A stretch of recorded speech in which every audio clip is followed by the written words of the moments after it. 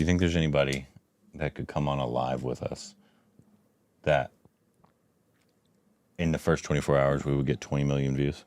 Heck yes. I doubt it. Really? Mm-mm. I can name 5 people. 20 million in the first 24 hours. Yeah, 20 million in the first 24 hours. Yes. No. Who? No? Who? Okay. The obvious one, first and foremost, Shah Rukh Khan. It would get a lot of views. I'm not saying it wouldn't. Wouldn't be 20 million in 24 hours. It would, depending upon our... if Because he's been on podcasts before. He has, but not ours. So, in all seriousness, 20 million views and no. That's like lightning in a bottle. It doesn't matter who you'd have on. Well, we could have the prime minister on, and I don't know that we would be guaranteed 20 million views. Well, somebody did. So. Oh, somebody did? Who? Who'd they have on? Taylor Swift? Went on Travis Kelce's podcast. Yeah. 20 million in 24 hours. Well, that's why I'm asking. I don't know if anybody in the world is Taylor Swift. So. The biggest, the baddest, wackiest, funniest, filmiest show on earth. Never forget.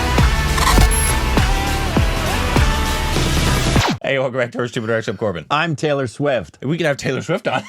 Yeah. But I don't think it would be 24. You know what we should do? Because that's our boyfriend. So. What do we have? I know it is. Yeah, it's her boyfriend. That'd be fun because I bet she would be a lot of fun to have on as like to do reactions. Food tastings. She never want to do it. This is her first podcast she ever Food went tastings. on. She'd never gone on a podcast before. Yeah, so. She has no clue who we are and would never stoop that low. I disagree. Welcome back. What are we doing, Rick? I have no clue. Me either, man. We are talking about Taylor Swift. Are you excited for a new album? I'm sure I don't care. Yeah. I don't hate Taylor Swift. I just also I don't follow her. I like some of her music though. Girl's a poet, man. There's that bloodline is flowing. Today we got this is a informational video. This is actually a video from Great Performances PBS, and this is breaking down classical Indian music, Raga and Tala. And so now here, this is awesome. They're going to be kind of teaching this gentleman here, who I think is another musician, the ins and outs of Raga and Tal. Awesome. So it's going to nerd out music. We've been exposed to that before, but I have forgotten it because it was like 4 years ago. Also playing the rags that you showed me earlier. So what did you think? The rhythm element isn't more. rag, it's called tal. Tal. Yeah. And so tal is like a rhythmic cycle in Hindustani music, similar to a group of measures or a single measure in Western classical music. And each one, just like rag, also have these beautiful sound profiles. You know, there are lower beats, there are higher beats, there are beats that are a little more sharp, beats that are a little kind of more open. And so just in the same way that rag is very poetic, tal is also very poetic. Interesting. So can you show me a tal? Yes, but before that, I just want to show you what makes the tal. Okay. The syllables of tabla. If I say na, if I say tun, if I say te, ke, then both hand dha, dhati dha, dhati dhagina dha, gina dhati dhagina dha, dhati dhagina dha,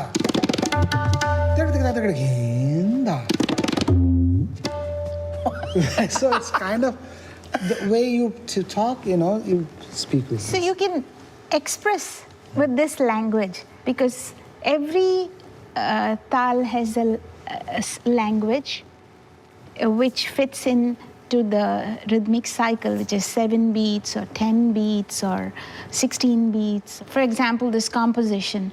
Dole re jo bana mad ma, that's the one. So he can count the one and I can show you how I play the composition and come back to the one, right?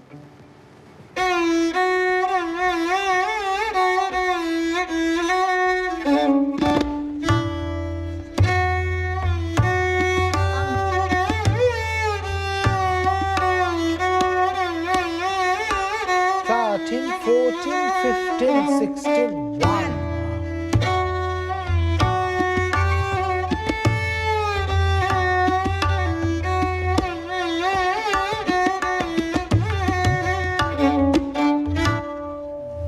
It's stunning to me how vocal It a is. percussion instrument can be. Yes. Yeah, great Just like you observation. were saying about singing. It's I would say Indian classical music is totally based on vocal music, whether it be a melodic instrument, whether it be the voice, or whether it be the tabla, a percussion instrument. So,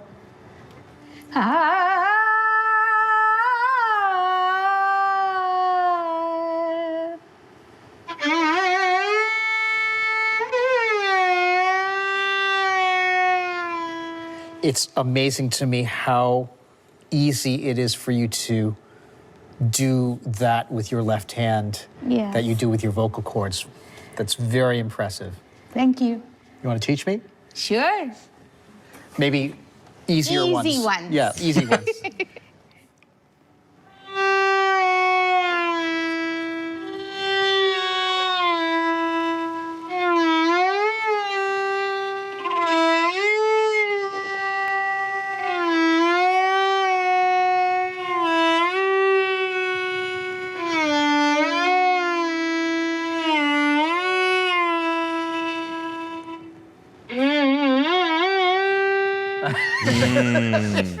That's too hard. You say easy one.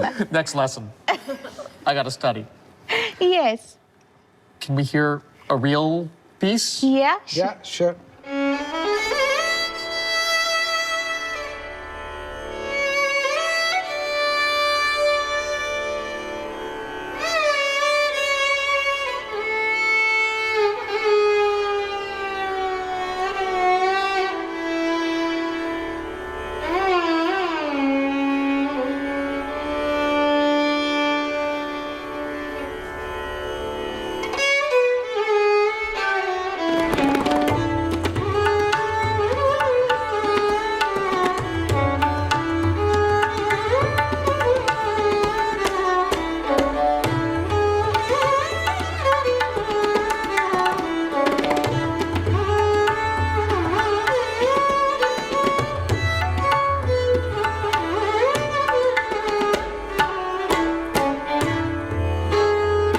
Now I get it.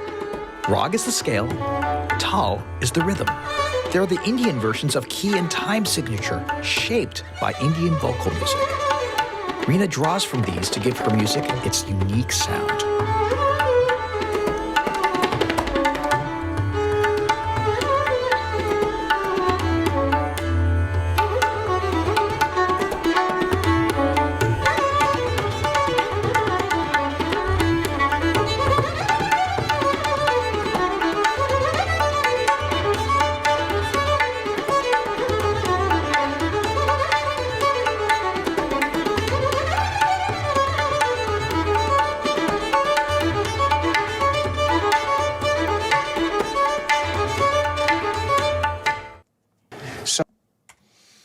Beyond fascinating, man.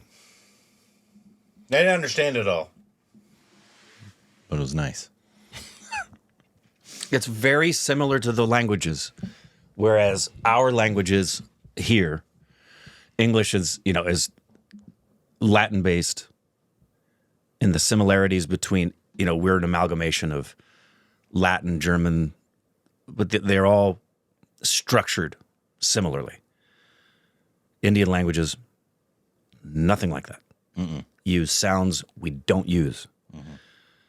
Use accents and punctuations we don't use. And it's the exact same thing with their music. And that's why every time I see it, I always think about what happened to the Beatles when they went to India and why it's so fascinated and changed their music, because it was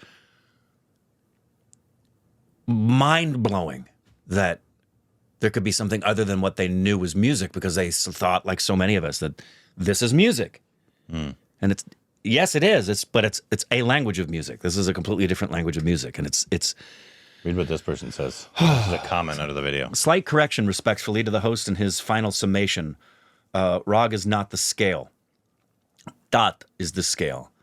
Rag is the unique melody or signature melodic phrases whose beauty evokes certain feelings or rasas, such as romantic love and union, romantic love and separation, heroism, wonder, playfulness, serenity, and many more. Sometimes about mundane subjects, but often glorifying spiritual divine pastimes. That's just a slight correction. I didn't know that Tat is scale, but when he did say that in the end, I didn't know if it was definitive because it didn't feel like it was. You'd have to know music terminology to understand what a time signature is and what a key signature is.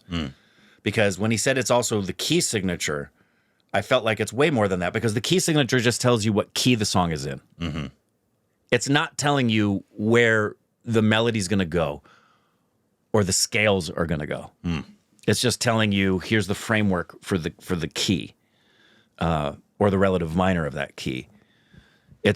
But when you're trying to get a Western mind to comprehend Eastern music, that's probably the first introduction. It's probably the best way to give it a comprehension. Apparently, there's a lot of opinions. This person says dot is not scale, but sar is the scale typically. So I'm sure there's a bunch of different opinions. Where's Koshiki Chakraborty when we need her? Opinions She'll about tell us what is which and what is it. Yeah. So that's probably also very similar to any art form. Everybody's going to have maybe a different opinion on what is what. Well, in Indian music, for sure. Interpretation. I mean, like, there's nothing, not necessarily in Western music, because a quarter note's a quarter note, an eighth note's an eighth note, a half rest, a half rest. Yeah. You know, a fermata is a fermata. What's fermata to you? The thing that's so fascinating to me is I will probably always listen to Indian music and appreciate it with my Western music mindset. Like, if I listen to something, I may appreciate it and feel it in a rhythm that I think is, I will always think about it in beats per measure, and that's not what Indian classical music is. They'll be playing something and it's really for them 16, but what I'm hearing is 4/4. It works. It's the same count, but it's not the same meter. And add to that the complexity of, you listen to someone playing the tabla and you just think it's this improvisational thing that they're doing. And then you realize, no, like when Ustadji Zakir Hussain is saying those things he was saying, the da-da-da-da-dee, da-da-da-dee, he's replicating that with every single beat of his hand. I've seen Zakir Hussain do it. And it's